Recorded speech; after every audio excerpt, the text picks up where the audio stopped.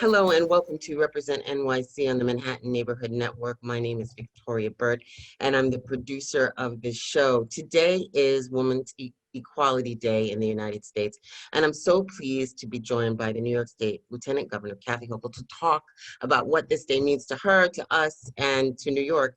Hello and welcome. Thanks, Victoria. Appreciate you having me on this show. And I think this is an extraordinary day. It's a day for us to celebrate the long march toward women's equality that started in our own state in 1848 with some brave, incredibly audacious women who really stood up to the tides of their time. These were women, ordinary women. They came together in a place called Seneca Falls, and 300 of them gathered. Imagine 300 people getting together without having a Facebook page telling where to go and how to get there. Just think about that. And Frederick Douglass, one of the few men that was there, and he was so eloquent in his address of how women should be fighting for the right to vote as well. So I think about today as a day that we stand on their shoulders and are called to think about ways that we can further the cause of women's equality, because the right to vote 100 years ago did not equate to real equality. I think there's not a woman in this country who would think that the scales are tipped in balance the way they should be between the genders. It's just not happening. And for particularly women of color who had to wait even longer for a guaranteed right to vote, way beyond 1920. They had to wait for the Voting Rights Act of 1965. And they're never properly championed or recognized as the heroines of the story. So this morning I was in Central Park unveiling a statue with my great friend Gail Brewer, who fought for 7 years with Pam Elam and others who just wouldn't give up the fight, just like those early suffragettes. And Hillary Clinton joined us, and Carolyn Maloney, our great champion for women's rights in Washington. It was a great gathering, but we recognized Sojourner Truth with Elizabeth Cady Stanton, as well as Susan B. Anthony, and they'll be immortalized in Central Park.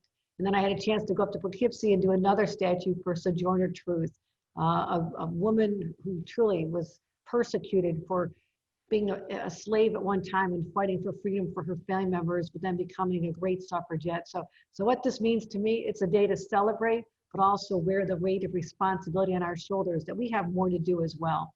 And I want to congratulate you because you were awarded the 2020 Harriet Tubman Freeman Award. What did winning that award mean to you? At a personal level, it was powerful to me and humbling, because ever since I was a little 8-year-old, I used to go to our public library. I'd check out the book about Harriet Tubman because I thought she's so amazing, this little tiny person but she went back and forth in the dead of night, leading people through swamps and dangerous places where they're being chased by overseers and dogs were barking. And I just embraced that story as just true grit and determination. And to be honored in her name years later for my work on behalf of ensuring that we don't just talk about gender equality, but also the intersection of racial equality, and how, just imagine where we'd be today if there had been that intersection long before 2020, when we're having really a reckoning in our country, a recognition that there have been historic injustices perpetrated against Black Americans since Harriet Tubman's time. So I think she'd be proud to know that at least people are recognizing that there's two Americas, a Black America and a white America today, and not just acknowledging, but saying, what are we going to do about it? So it was a big honor for me to have any recognition in her name. She was an extraordinary individual. Yes, absolutely. And you're also on the Suffragette 100th Anniversary Commission.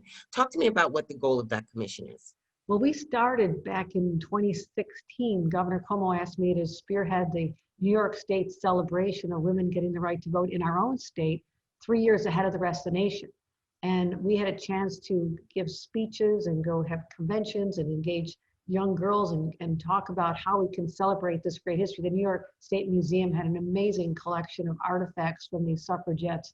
And to just really remind people, no other state can lay claim to being the birthplace of the women's rights movement. It started here, and not just those early suffragettes I mentioned, but all the way up to people like Shirley Chisholm, who broke the gender barrier and the racial barrier, being the first woman of color elected to Congress, and then having the audacious idea to run for president. I mean, she was an inspiration to me as a child. And then you go to Geraldine Ferraro, another New Yorker, Hillary Clinton, another New Yorker. All these trailblazers are from New York State. So I wanted to make sure that as we honor our past, we also talk about the present Have we done enough to encourage more women to run for office?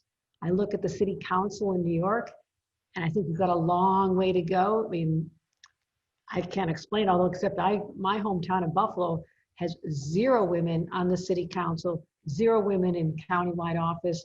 And we've actually taken some steps back since I was an elected official, the only woman, and hasn't been replaced by one yet. So I'm encouraging women to run for office as part of this narrative about celebrating our history. But it all came together this year with this 100th anniversary celebration nationwide.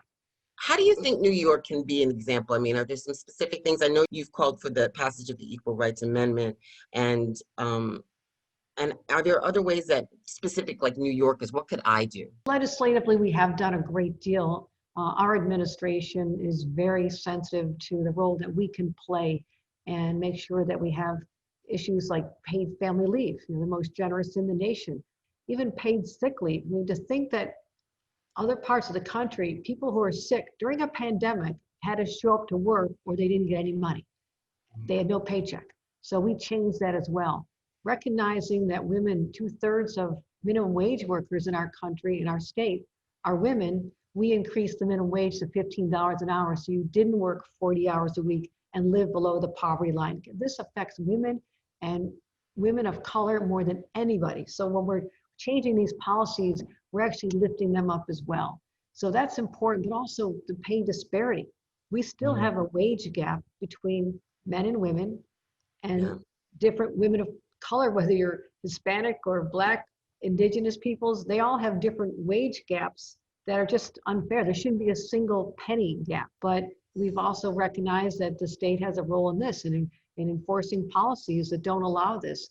MWBEs, we have the most generous program in America to ensure that there's more money in state set-asides for women and communities of color to make sure that they have that shot to make up for a lot of discrimination, systemic discrimination. And so there's a lot we can do on the policy side, but everybody should be asking in your workplace, if you're working in a place that's predominantly men, where are the women? And the fact is that the majority of human resources workers in this country, the larger companies, are women. They're the ones who know that someone's making less, a woman's making less than a man. They would know what their percentage of women are in their workforce. And they would also know whether their board of directors has enough representation for women. When you get more women in these positions, whether it's in the private sector or running for office, things start to change. And that's what lifts my spirits. The number of women who I serve in government with, Tish James, for example, I was the only woman in statewide office. Yeah. Now we have Tish James, so made us 50%. So we're in the 50% club now. So Tish and I are very proud of that. Yeah, and you should be. Yeah, she's amazing, and I draw inspiration from all these women, even in rural areas of upstate New York. And they have, it's so hard to be a member of my party, Democratic Party, in many of these areas, and it's tough to get people to run. But you just have to do it. You just have to harness the energy and the spirit of people like Sojourner Truth and Harriet Tubman and Elizabeth Cady Stanton, people immortalized in statues today. But it's not just a bronze statue. It is what their life taught us about what we are capable of ourselves. These were just ordinary New Yorkers who made a profound difference in the lives of people for generations to come. Each of us have that same capability. Yes, we do. I want to thank you so much for joining us today. And I really appreciate it. Thank you. Well, thank you for having me on the show, and happy Women's Equality Day. Same to you.